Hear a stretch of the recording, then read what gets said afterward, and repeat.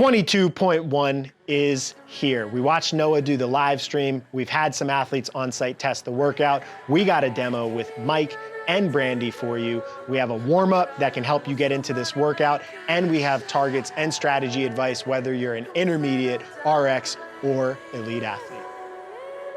If you want some guidance on a warm-up, here's what we recommend. 10-minute cyclical aerobic prep on your choice of machine. Then 2 to 3 sets at a comfortable pace. 25-foot walking calf raises, 25-foot heel-toe walks, 12 to 14 lateral hops, 25-foot Spiderman stretch, then 5 to 7 walking inchworms with yoga push-ups. Then you're gonna do 1 set at a technical pace of 3 wall walks focusing on body line and hand placement, 8 dumbbell power snatches, and 12 box jumps. This is all to be technical, just to get a feel for the movements. Then you'll do 2 sets at your game pace of 1 full round of the workout, resting 30 to 90 seconds between, trying to get a feel for what your pace in the workout will be.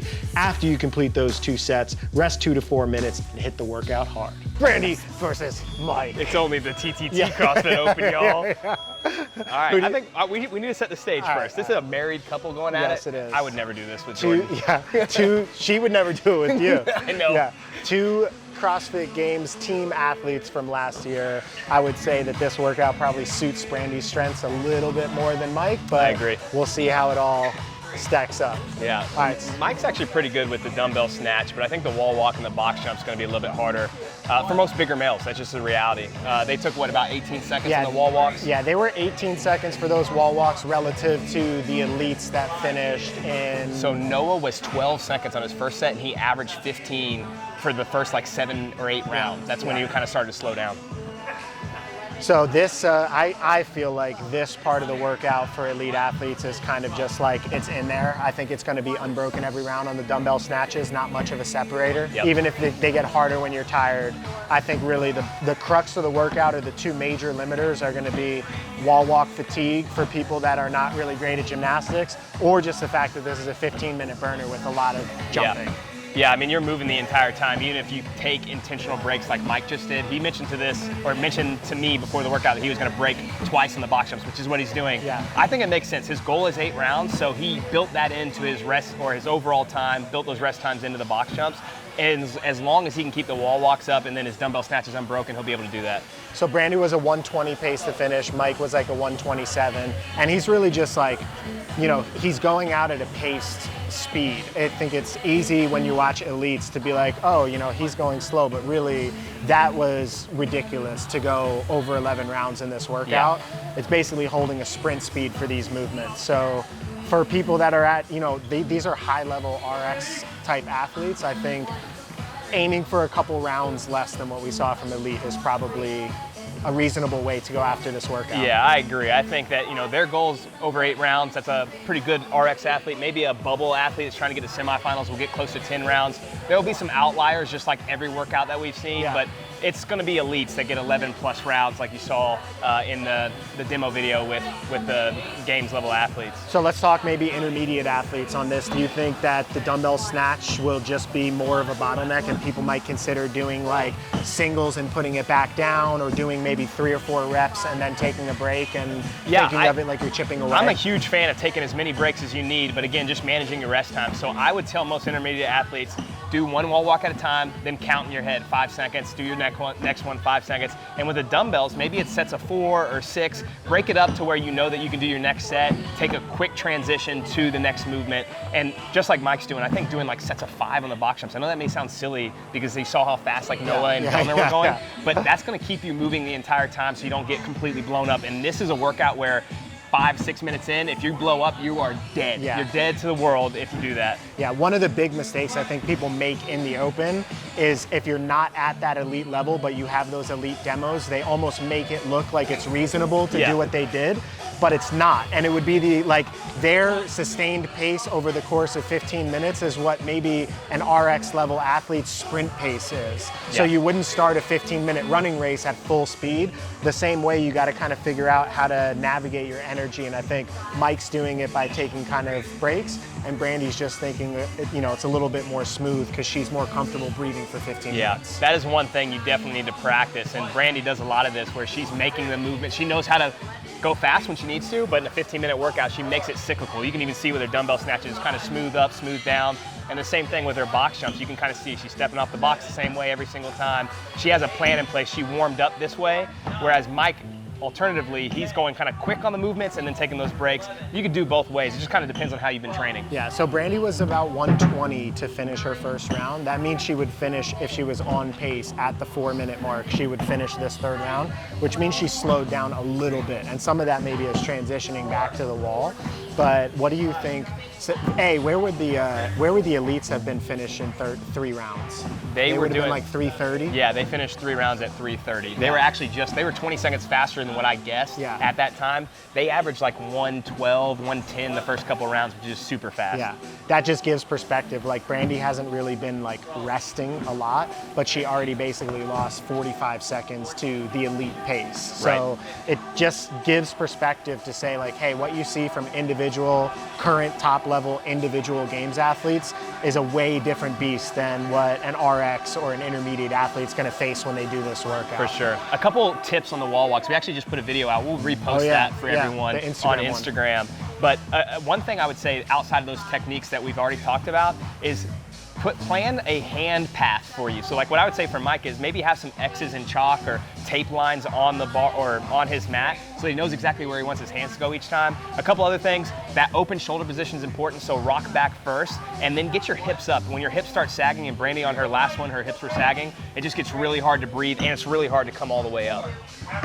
Yeah, I think the breakdown and wall walk technique is going to be a big thing for intermediates and RX. It basically just got a little bit slower for the elites, but I think for people like me, it will break down technically. Yeah, thank you. The other thing that I wanted to mention with the dumbbell snatch, and Brandy's off of it now, we'll come back when she's on her next round, but one of the things I like to do is to just have the athlete look straight ahead. So basically they're looking into the horizon the entire time and practicing almost pulling the dumbbell down if you want to be a higher level athlete, instead of looking up. Velner did the same thing. He's obviously super fit. If I was Velner's coach, I would basically say, hey, let's just play around with maybe keeping your head still and seeing if we can pull that down. Just less movement, I think, is probably more efficient. Sorry, I got distracted. No, I was trying to get my times, split times from the athletes to see where they were. So you see Mike's taking another break. Look, they're 6 minutes in. They're both already breathing pretty hard. Yeah. I think that makes sense. If I were doing this workout right now, I would be doing 5-5-5 and then just trying to take advantage of my speed on the wall walks to create some separation. If you're looking at separation value though, Max already talked about this. Wall walks, that's a big one. Even though it's 3 every round, like you can lose a ton of time if you blow up there. And still, 3 is gonna take most people 20 to 25 seconds, even if they're going fast. And Mike right there taking a little nap while doing it can make it a lot longer. Exactly. I'm gonna take a lot of naps in this workout. The box could easily take 45 seconds to 60 seconds for 1 round, and I'm sure most people will actually be there pretty fast. Whereas like Noah was doing them in 28 seconds or 29 seconds. That's a big gap there, so just keep that in mind. Yeah, so Mike was just like taking a pretty good amount of rest time on those wall walks and we're 7 minutes in. So that just gives perspective to show like, you know, either just the respiration from the jumping or shoulders going from wall walks to dumbbell snatches.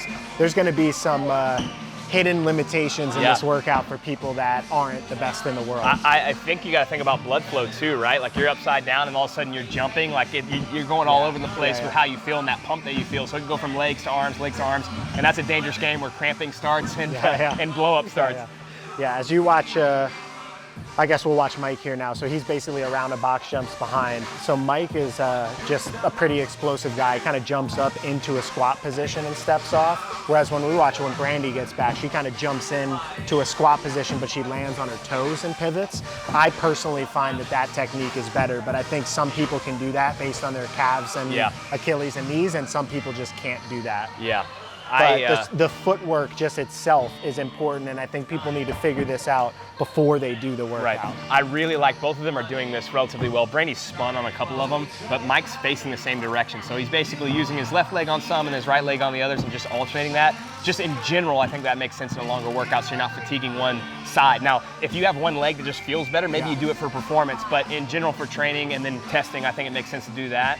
The other thing I would mention too is play around with positions when you land on the box. I think both of them are really good in a squat position in the bottom. For me, when I jump up, it's hard to breathe once I'm in that deep hip flex position and knees flexed. So I would have to stand up a little bit higher, which causes a little bit more explosion to get on the box, but I think it's something that I'd have to play with. Yeah.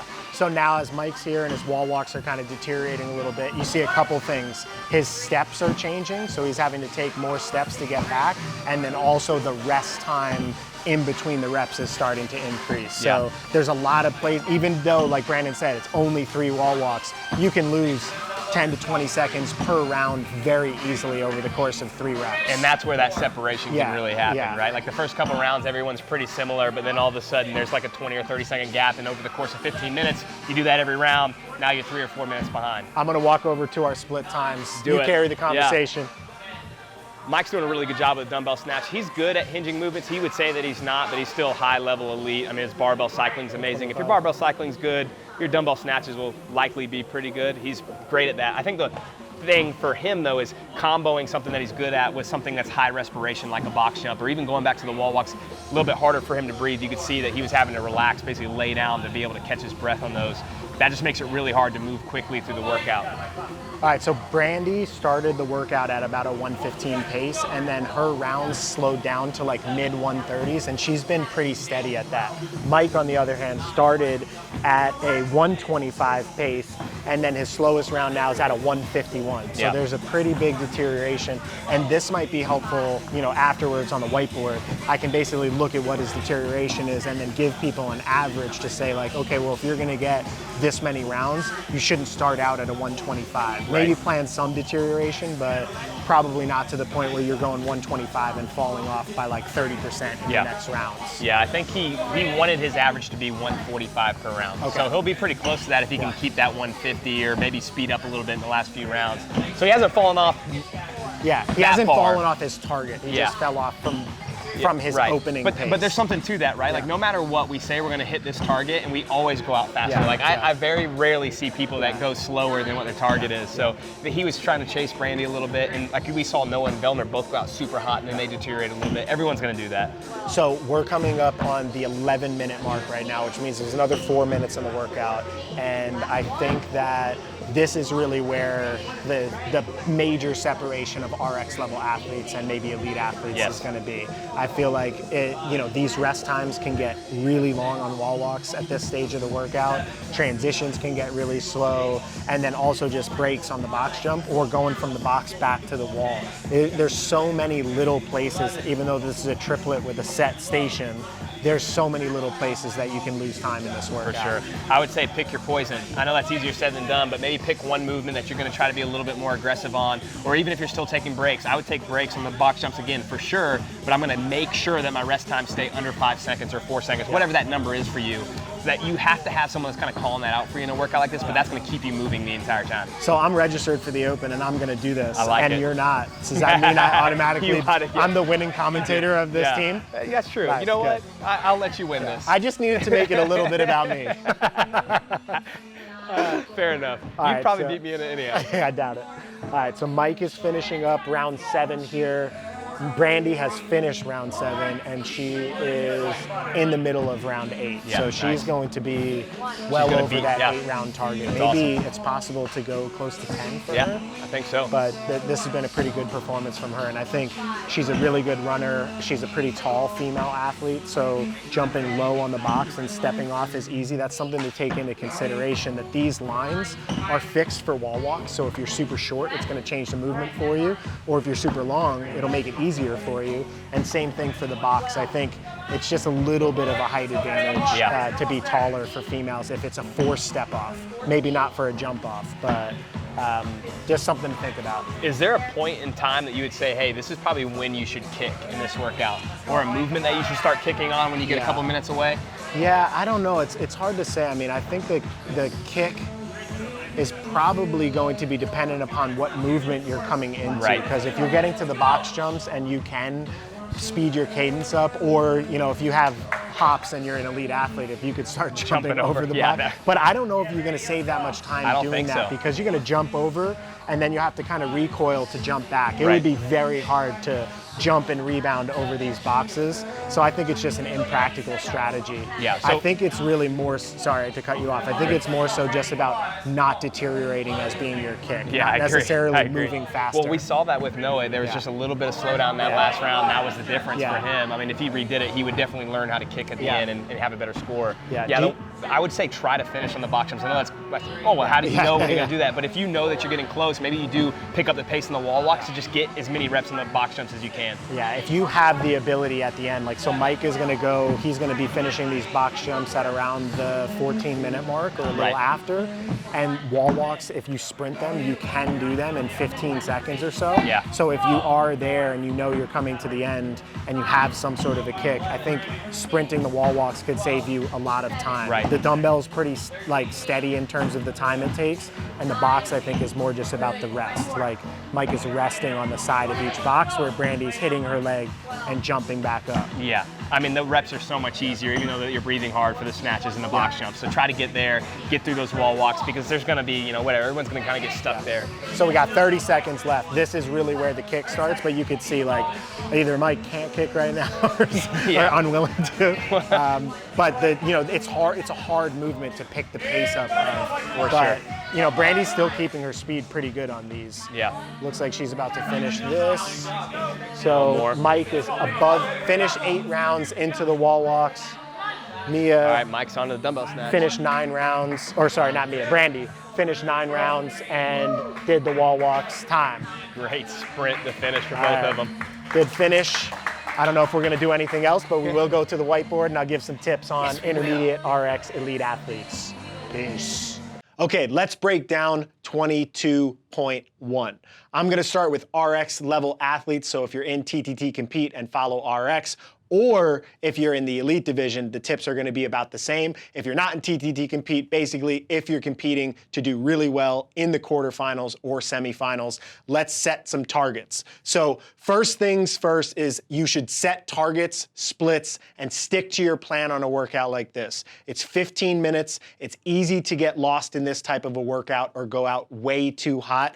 We think for most people that are going to be in this RX or elite category, we're going to see scores ranging from 8 rounds all the way up to 11 plus rounds, which is what we saw from our demo athletes. For that, an 8-round pace is 1:52 per round. And athletes are doing this in a little over a minute at full speed unbroken. So there is a lot of built-in rest time if you are in an 8-round pace. So set some targets for yourself. Maybe plan that you'll go out a little bit faster than that target pace, and just plan some deterioration. So for 8 rounds, it's about a 1:52 pace. For 10 rounds, it's a 1:30 pace. And again, for 11 plus rounds, it's about a 1:20 pace. This would give you about 20 seconds at the end of the workout in round 12 to do some wall walks and dumbbell snatches. Obviously, that is a huge range. For elite athletes up here, we're talking about being an individual games level athlete score profile.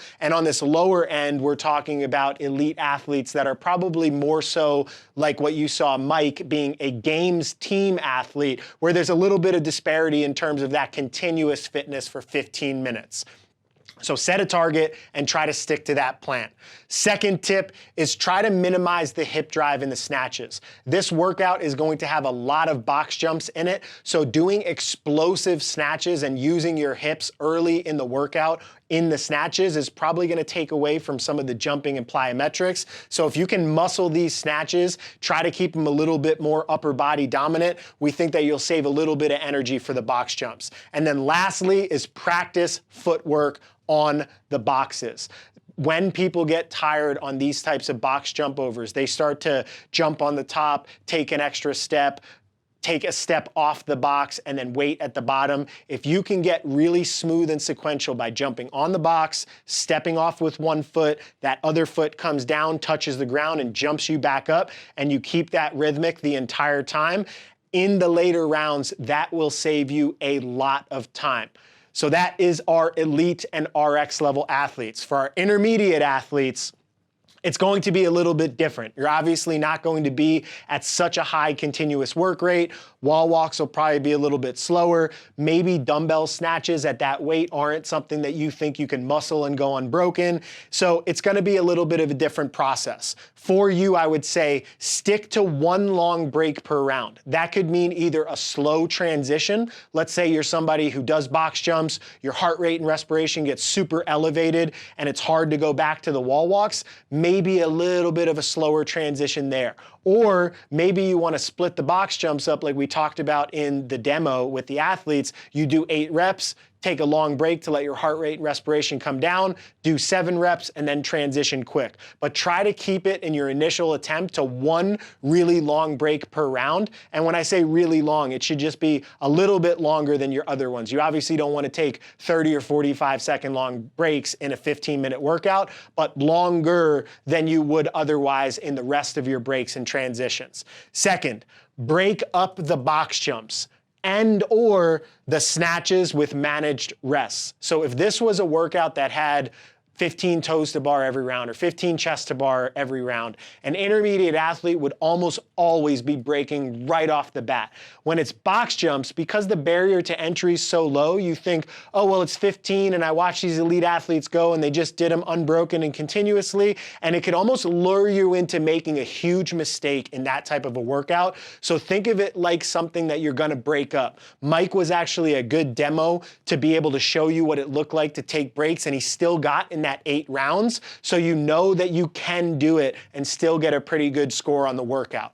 Target round paces. We did 5 rounds, 6 rounds, and 7 rounds. For 5 rounds, that's a 3-minute target per round pace. For 6 rounds, it's 2 minutes and 30 seconds. And for 7 rounds, it's a little bit over 2 minutes and 8 seconds. So obviously, it's a lot slower of a work rate. There's a lot more time of built up rest. So if you watch Mike do a little bit over 8 rounds, he was just under a 2-minute round pace. If you're somebody that thinks you're a 5-round type athlete, that means you have 1 minute and 8 seconds of more rest time that you could build into your first attempt as you go through this workout to try to be able to match the score or get your score based off of Mike's demonstration.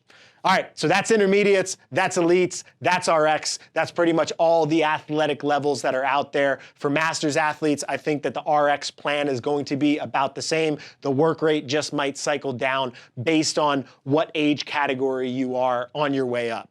Mindset stuff that applies to all athletes. First is warm up well. A 15-minute workout with this much jumping, a lot of gymnastics, a lot of bending can be extremely shocking to the system, especially if you don't warm up. So the 3 primary areas, I'll call them the 3 B's for this workout, is breathing, bounding, and body line.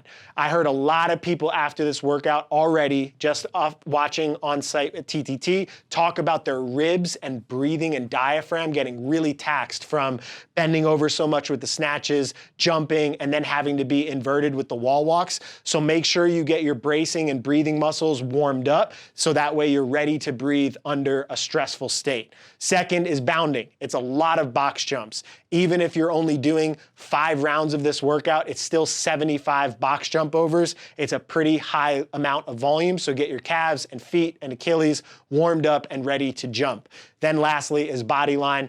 Wall walks will obviously challenge our gymnastics and your ability to kind of stack when you get all the way to the wall. So make sure you do some hollow body work and some overhead shoulder openers to make sure that you can get into all the positions. You've got your heart rate up, you've got your breathing ready, and you're ready to hit the workout.